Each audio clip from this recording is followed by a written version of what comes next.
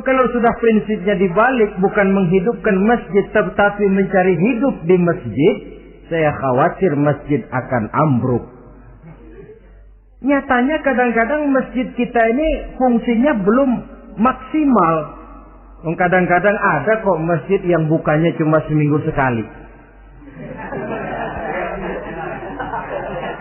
Jumat pagi jam 9 masjid buka, Jumat jam 2 tutup, buka-buka lagi Jumat depan. Seminggu sekali. Kelemahan lainnya manajemen masjid, terus terang sajalah kita bicara. Kadang-kadang pengelolaannya ketua masjid bapaknya, khatib mantunya, sekretaris ponakannya, imam Bilal cucunya. Gak ada orang lainnya. Ya kalau bagus kepengurusannya tidak apalah. Tapi kadang-kadang kelemahannya ialah bagaimana menciptakan manajemen masjid yang baik sehingga masjid bisa berfungsi sebagaimana fungsinya di zaman Rasulullah Sallallahu Alaihi Wasallam. Apalagi belakangan ini ada kecenderungan yang membuat kita optimis, gembira. Remaja, pemuda-pemudi mulai gemar datang ke masjid. Berkumpul membentuk remaja masjid, remaja musola, mengadakan kegiatan majelis taklim yang mingguan, yang bulanan, aksi sosial, yang semuanya bermuara dari kehidupan masjid. Sesuatu yang menggembirakan. Dan sudah sepatutnya para pengelola masjid membuka pintu untuk bisa mengatur masjid menurut manajemen yang diharapkan oleh umat. Karena bagaimanapun di masjid dua jalur komunikasi, bahasa kerennya two-way traffic communication, itu bisa kita laksanakan. Yaitu hablum minallah wa hablum minan nas. Berhubungan kepada Allah dan berhubungan kepada sesama manusia bisa terlaksana di masjid. Berhubungan dengan Allah jelas saja lewat sholat misalnya. Berhubungan dengan sesama manusia jelas saja lewat musyawarah, lewat majelis taklim, lewat kegiatan-kegiatan yang mensiarkan agama. Dan begitu selanjutnya. Saudara hadirin yang saya hormati, memakmurkan masjid sebagai rumah Allah. Sebab dalam hadis kursi Allah katakan, Inna buyuti fil ardi al-masajid wa inna zuwari fiha ummaruha. Rumahku di permukaan bumi adalah masjid-masjid, kata Allah. Dan orang-orang yang memakmurkan masjid, orang yang datang ke masjid adalah tetamuku. Kalau Allah memerintahkan kita menghormati tamu, tentu Allah lebih tahu bagaimana menghormati tamunya sendiri. Allah mengajarkan kita, hormatilah tamumu. Sekarang kita yang menjadi tamunya Allah dengan datang ke masjid, dengan memakmurkan masjid, Allah lebih tahu menghormati tamunya.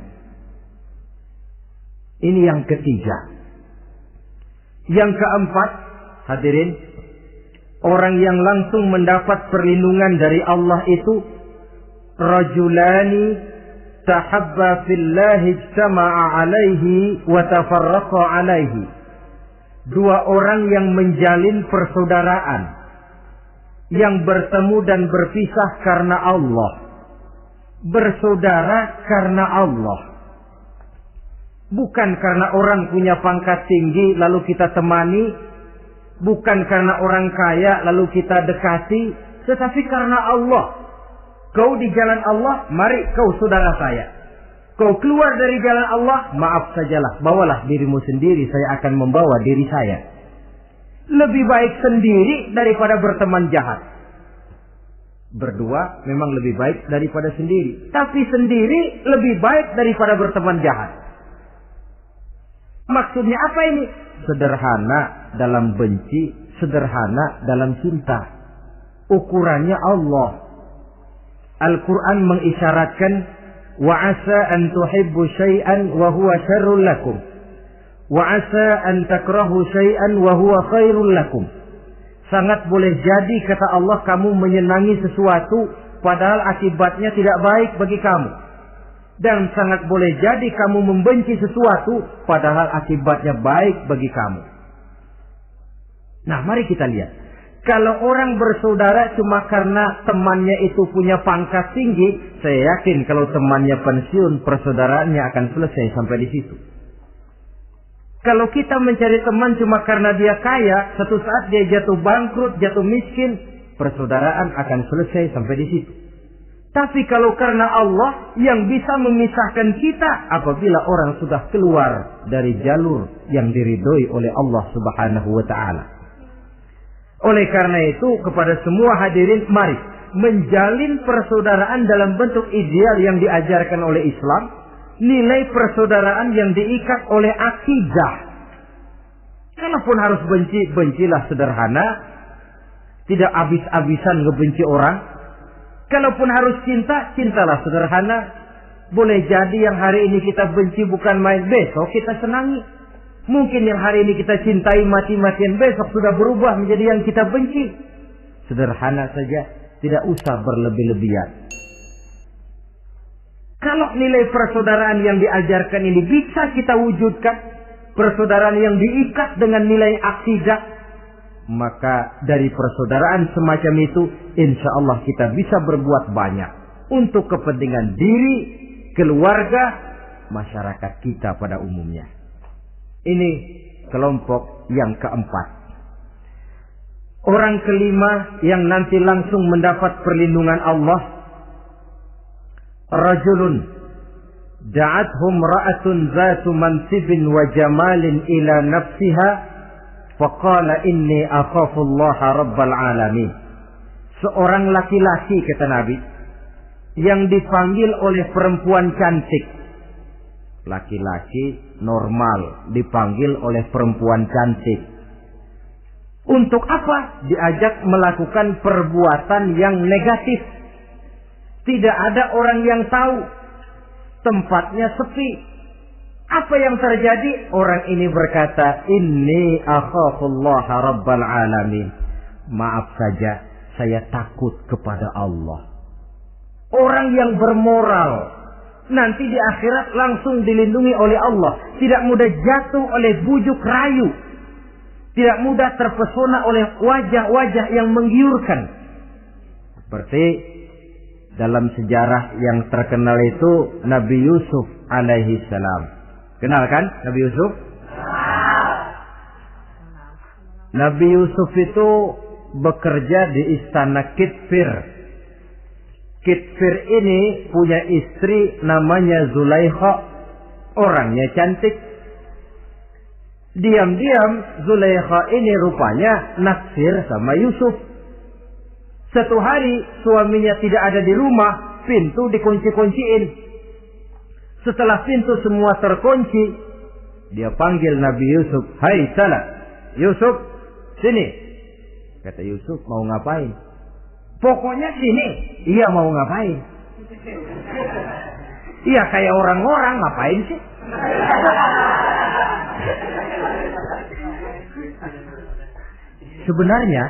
Sebenarnya ini Zulaikha senang kepada Yusuf, Yusuf pun demikian. Walaqad hammat bihi wa hamma biha. Zulaikha menyenangi Yusuf, Yusuf pun menyenangi Zulaikha. Tapi apa? Walaula an ra'a burhana rabbih. Andai kata Yusuf tidak melihat peringatan Tuhannya, letter S. Yusuf, ini bukan pekarangan ente, dilarang parkir di sini.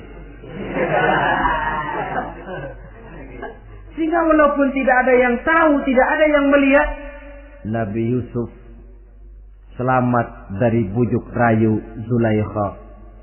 Mempertahankan nilai-nilai moral di tengah kemajuan zaman memang merupakan pekerjaan yang tidak ringan. Merupakan pekerjaan yang sangat berat. Akan ada saja cobaan, akan ada saja gangguan yang kita temui di sepanjang perjalanan hidup ini. Tapi sebaliknya, kalau orang sudah tidak lagi menjunjung moral yang tinggi, lalu hidup menurut selera sendiri-sendiri, ya kita lihatlah lahirnya kebudayaan kumpul kebo yang diawali dengan free sex yang mengarah kepada Samenleven alias hidup bersama tanpa nikah. Memang sebabnya boleh jadi macam-macam. Mungkin karena broken home, nggak merasa diperhatikan di rumah, ibu bapak sibuk, lalu anak mencari kesibukan sendiri. Mungkin karena tekanan ekonomi dalam kehidupan miskin, lalu ada yang menawarkan kerjaan, tidak taunya malah dilemparkan ke lembah hitam. Mungkin juga karena pengaruh pergaulan dari lingkungan baik-baik, lalu berteman dengan yang tidak baik, hanyut di telan arus pergaulan.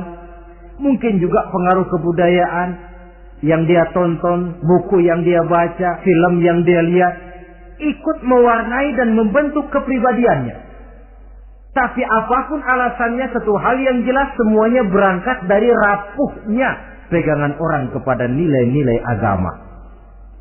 Sebab sumber nilai moral yang tertinggi tidak lain agama adanya. Intinya apa? Intinya tidak lain, orang yang beragama itu meyakini bahwa kemanapun dia pergi, dimanapun dia berada, Allah selalu melihat yang dia lakukan. An ta'budallaha ka'annaka tarahu fa illam takun tarahu fa innahu yaraka. Begitu yang kita pelajari dalam ihsan. Engkau beribadah kepada Allah seolah-olah kau lihat Allah. Kalaupun Allah tidak kau lihat, yakinlah Allah melihatmu. Jadi kalau saya sendiri, yang kedua itu Allah.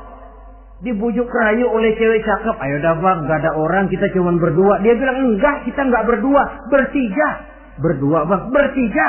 Yang ketiga siapa? Lu, gue, Allah, tiga.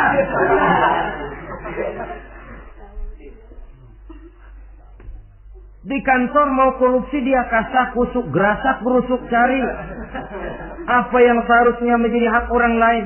Tidak ada yang lihat, tapi dia tidak sendiri. Saya berdua. Yang kedua, Allah. Merasakan kehadiran Allah dekat dalam hidup. Nilai moral semacam ini menyelamatkan masyarakat. Pantas kalau orang semacam ini di akhirat nanti langsung mendapat perlindungan dari Allah Subhanahu wa ta'ala. Karena itu terutama adik-adik remaja yang hadir, sebenarnya yang paling mahal dalam hidupmu adalah harga dirimu. Kalau itu sudah terjual dan tergadai, apalagi yang bisa kau banggakan dalam hidup ini? Titel yang berenteng barangkali, harta yang banyak, mobil yang serba berkilat barangkali. Tidak akan banyak manfaatnya kalau sudah dimulai dengan kehancuran daripada harga diri. Tidak ada yang lebih mahal daripada harga diri. Jagalah itu baik-baik. Pelihara nilai-nilai moral. Makin pandai kau jaga diri, insya Allah makin mahal hargamu. Dalam pandangan manusia, lebih-lebih juga dalam pandangan Allah. Pantas kalau pepatah bilang, innamal umamul akhlaqu ma baqiyat, fa in zahabathum akhlaquhum zahabu. Suatu bangsa akan tegak kalau dia masih punya nilai moral. Bila hancur moral itu, hancur jugalah ketegakan daripada bangsa itu sendiri. Ini yang kelima. Yang keenam, masih dua lagi. Orang keenam yang nanti akan langsung mendapat perlindungan dari Allah, rajulun zakarallaha khalian fafadat ainahu. Seseorang yang mengingat Allah dalam kesunyian, lalu berlinang air matanya. Tengah malam dia bangun, bertahajud dia kepada Allah. Gemersik tikar tersentuh tangan, laksana lambaian tangan malaikat maut nak datang merenggut nyawa. Terbayang segala dosa dan kesalahan, tergambar semua kekeliruan yang dilakukan dalam hidup. Lalu air mata pun tanpa terasa berurai membasahi pipi. Orang yang mengingat Allah dalam kesunyian. Saudara, tidak ada orangnya itu yang tidak punya dosa. Coba saya mau tanya, yang kumpul di sini ada nggak orangnya yang nggak punya dosa? Tidak ada. Dan memang orang yang baik itu bukan orang yang tidak punya dosa. Sebab tidak ada orang yang tidak punya dosa. Orang yang baik adalah orang yang apabila dia melakukan dosa, dia segera sadar, dijadikannya itu sebagai pelajaran untuk tidak diulanginya lagi pada masa yang akan datang. Dengan kata lain, mengingat Allah dalam kesunyian itu artinya bertaubat. Ini kan anak muda sekarang nih, kalau diajak bicara taubat, taubat mah urusan 70 ke atas, Pak. Kita ini masih lama. Padahal masalah taubat bukan masalah tua. Masalah taubat adalah masalah dosa, dan masalah dosa adalah masalah manusia sejak dia akil balik sampai dengan kehidupannya yang sekarang. Sengaja atau tidak, besar atau kecil, ringan atau berat, tiap kita mesti mempunyai yang namanya dosa. Allah Maha Penerima taubat sepanjang nafas belum sampai di kerongkongan. Jikalau nafas sudah sampai di tenggorokan, baru kita mau melaksanakan yang namanya taubat. Kasihlah itu.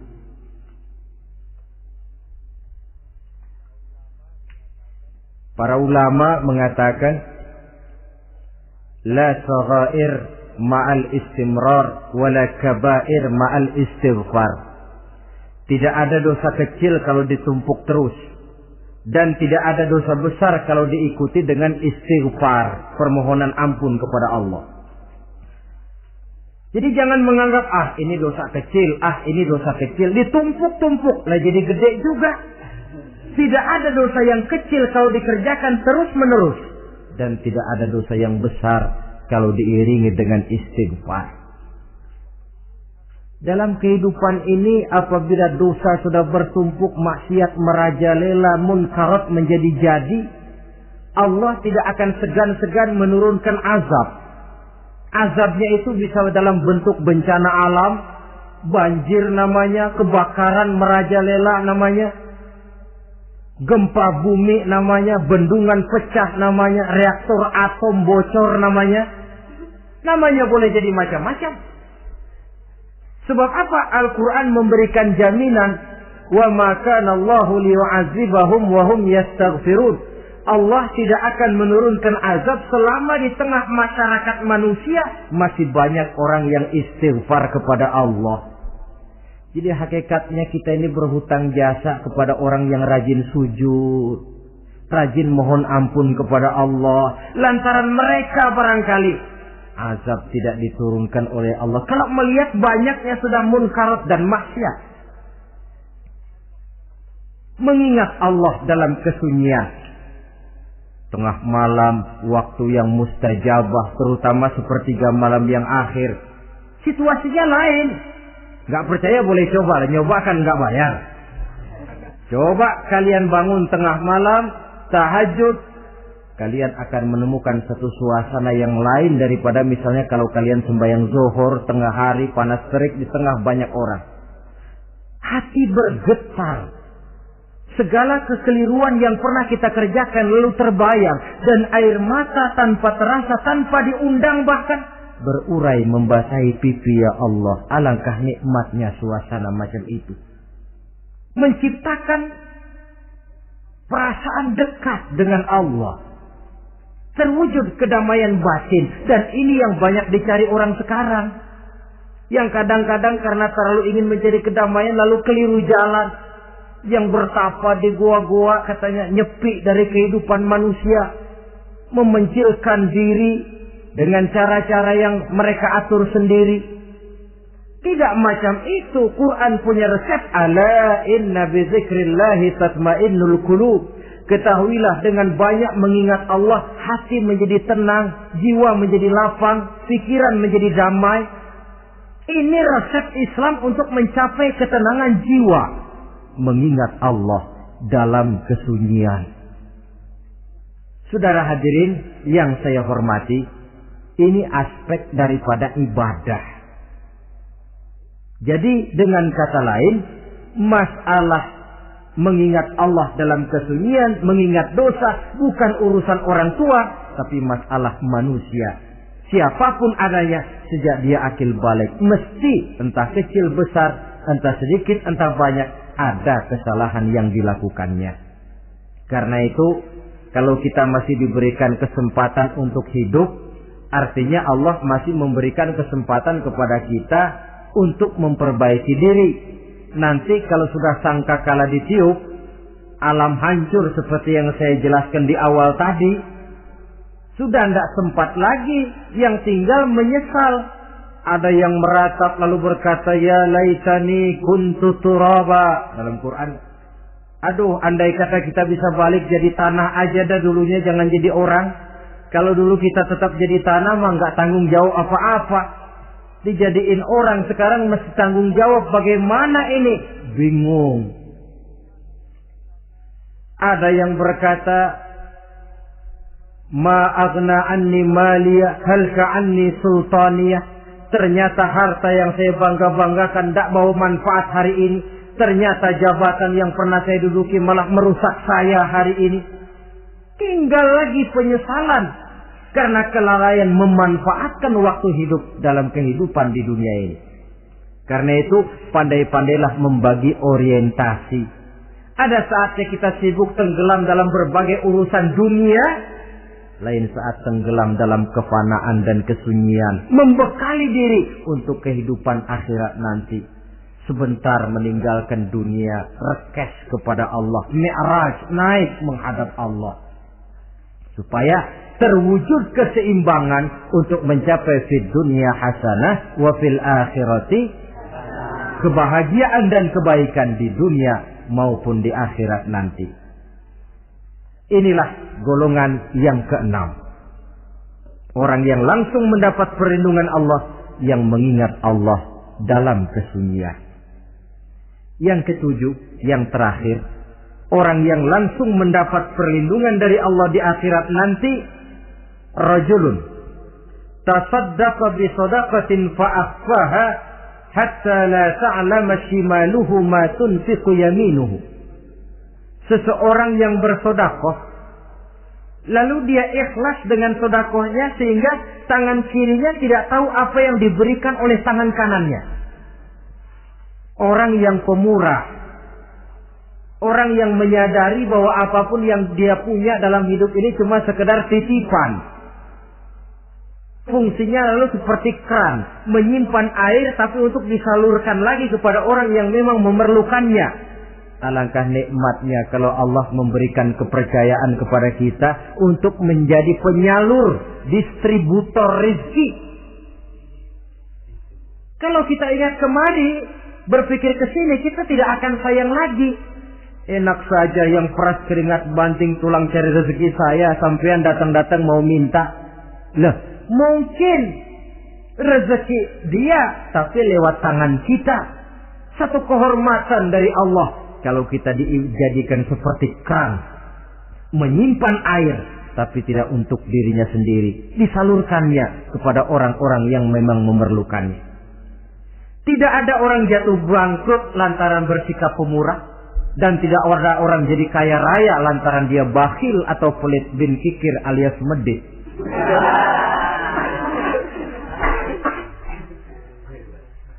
Dalam kitab Riyadhus Shalihin kita baca, tiap pagi ke alam ini turun 2 malaikat. Cuma kita nggak tahu. Dua-duanya berdoa. Yang sebelah kanan berdoa, yang sebelah kiri berdoa. Kata yang sebelah kanan doanya tiap pagi ini. Kata yang malaikat yang satu dia berdoa, Allahumma a'ti munfiqan khalafa. Ya Allah, kepada orang-orang yang suka infak, kepada orang-orang yang suka memberi, kepada orang-orang yang pemurah, gantilah mereka dengan yang lebih baik dari apa yang telah mereka berikan. Lalu malaikat yang satu berdoa, Allahumma a'ti mumsikan talafa. Ya Allah, kepada orang-orang yang mumsik, bakhil, kikir, berilah mereka kerusakan dan kebinasaan di dalam harta mereka. Maka lihat sajalah, orang kaya tapi pelit, ada saja jalan yang kira-kira duitnya bakalan jadi keluar dan gak ada pahalanya. Apa kena musibah lalu berobat sekian juta, apa kemalingan, apa ditipu orang, ada saja cara duitnya keluar yang gak ada pahalanya. Inilah prinsipnya. Allah mencintai orang pemurah. Dalam hadis qudsi, uhibbu ahlas sakha wa hubbi lil faqir sakhi asad. Aku cinta kepada orang yang pemurah tapi aku lebih cinta kepada orang miskin yang pemurah. Orang kaya pemurah Allah cinta, orang miskin pemurah Allah lebih cinta. Kenapa? Nilainya lain.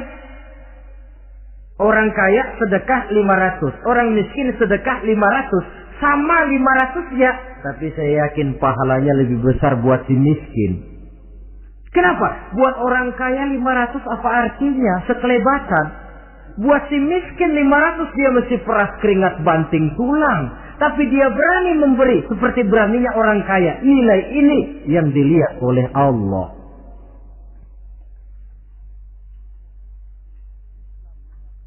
Islam mengakui hak milik pribadi, tapi harus berfungsi sosial. Di dalam harta yang kita miliki itu ada haknya masjid, ada haknya yatim, ada haknya madrasah.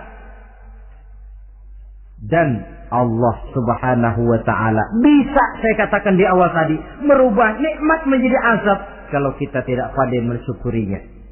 Bersyukur kalau diberikan harta artinya mempergunakan harta itu sesuai dengan kehendak yang memberinya. Allah memberikan harta kepada kita. Apa yang Allah kehendaki? Supaya harta itu berfungsi sosial. Milik pribadi silakan, tapi berfungsi sosial dalam kehidupan.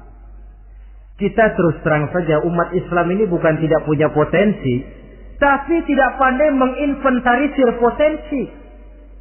Apa tidak ada orang Islam yang kaya? Banyak. Yang belum banyak yang mau berbuat atas nama dan untuk kepentingan agamanya. Kalau buat pribadinya berani bukan main. Itulah yang sering diungkapkan orang, pembangunan pesantren terlunta, ya, asrama yatim piatu tidak terurus. Ada orang membangun masjid, meletakkan batu pertama sekaligus jadi batu terakhir. Setelah itu la yamutu wa la yahya, mau dibilang hidup tidak kelihatan geraknya, mau dibilang mati pun tidak ketahuan kuburannya. Kurangnya kesadaran akan arti amanah dan titipan dari Allah. Lahirlah korun-korun abad 20. Kalian tahu sejarah korun? Saking kayaknya korun, kunci gudang hartanya itu saja onta yang bawa. Itu baru kunci itu. Onta yang bawa. Ketika orang tanya, "Anna laka hadza ya korun?" Hartamu begini banyak, dari mana kau dapat korun? Ya saya usaha, tidak ada hubungannya sama Tuhan katanya. Apa yang terjadi? Lantaran kekurang ajarannya melupakan nikmat. Korun dan seluruh harta bendanya ditenggelamkan Allah oleh gempa bumi. Makanya orang sekarang kalau dia macul ketemu harta, apa katanya? Gue dapat harta karun. Peninggalan si korun itu barangkali dahulunya. Saudara-saudara, oleh karena itu, kalau kita oleh Allah diberikan amanah berupa harta, pandailah bersyukur dan jadilah orang yang ikhlas dalam bersedekah. Nah, inilah pertemuan kita pada kali ini. Walaupun singkat, mudah-mudahan sekali lagi kita termasuk salah satu di antara 7 golongan yang di akhirat nanti langsung mendapat perlindungan dari Allah. Terima kasih banyak atas segala perhatian. Mohon maaf atas segala kekurangan. Usikum wa nafsi bitaqwallah. Wassalamualaikum warahmatullahi wabarakatuh.